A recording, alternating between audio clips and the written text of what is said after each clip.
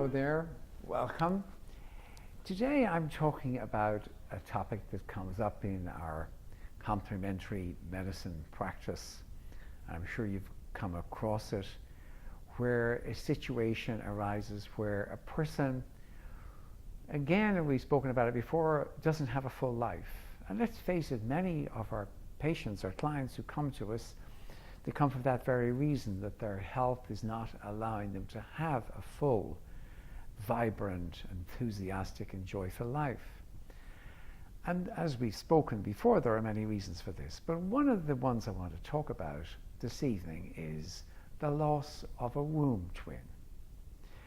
It so happens that in my practice here, and I don't know if you find the same, that when I ask about trauma in early life, it sometimes tells me that there was a trauma during gestation in the first to the third month of pregnancy, since conception. Yeah? And when I scan for this, I often find that it is the loss of a womb twin, where the twin was either miscarried or was absorbed during this time.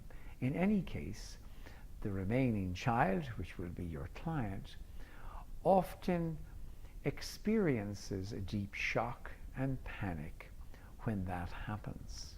It's a disruption to the womb, and there is, we believe, a very strong attachment between the two beings in the womb, and so one's soul is lost.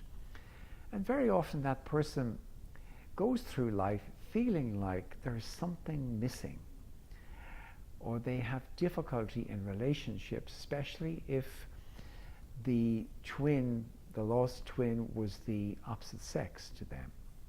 So men have difficulty in relationships with women if they lost a female twin, and women have difficulty with men if they lost a male twin.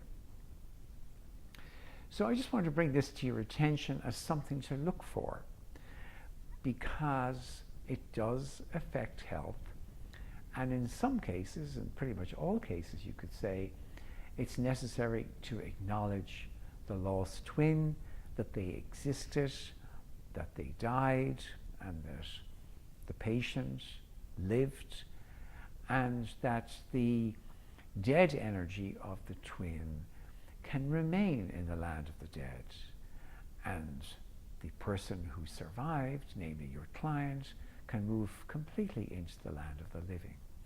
It's a fundamental truth that the living and the dead should be separate, and the dead have no business with the living, and vice versa. So this is an aspect I think is worth calling your attention to, and again, if you have any questions about this, I'd be happy to answer them. Thank you, and God bless.